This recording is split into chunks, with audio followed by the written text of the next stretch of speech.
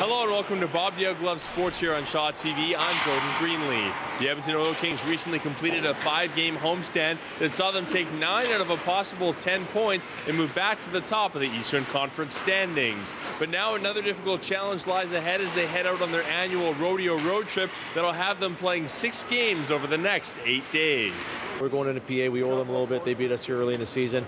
And then we go into Swift Current, who's got a very good hockey club, and then we've got to go into Kamloops. So our first 3 or 4 teams that we play are very good hockey clubs, and then you got to make the trek up to PG and play them back-to-back, and they play very well at home. We've seen some better 5-on-5 play, starting to generate some goals, keeping the goals against down to one or less the couple of games, and then obviously our special teams have been very solid. And you've got to have good special teams in this league to win. But at the end of the day, we're getting some good development of our young players.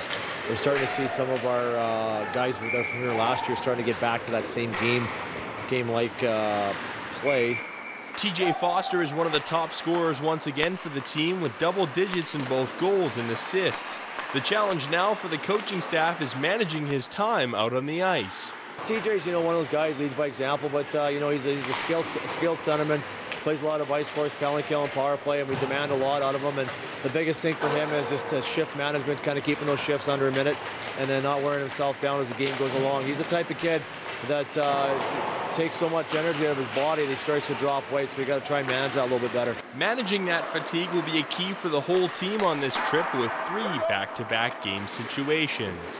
You just have to have a good recovery, have a good cool down, get a good meal in you, have a good sleep, and then the next day is important too. You got to have a good nap in you if that's what you do. Some guys don't like having the pregame nap. Personally, I do, so I guess it's your own routine to just get prepared for the game. Another quick start has been had by Dylan Ruck, which is amazing considering he missed last season's playoff run as well as the start of this year due to a shoulder injury.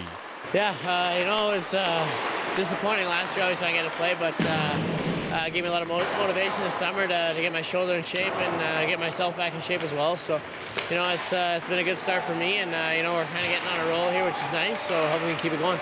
He's working hard. He's hungry. He's passionate. He wants to play the game, and I think he realizes when you sit out that long, you realize how much you love the game, and he's enjoying it. It's his last year at junior. He wants to make a statement, and obviously he's looking for an opportunity in North America or abroad. But at the end of the day, he wants to take this team to the playoffs and be a leader. The Oil Kings will return home on Saturday, November 17th to take on the Prince Albert Raiders at 7 p.m. To keep up to date with the Oil Kings while they're on that road trip, you can go to oilkings.ca. That'll do it for Bob Dale Glove Sports here on Shaw TV, but stay tuned. There's lots more to come here on the program right after the break.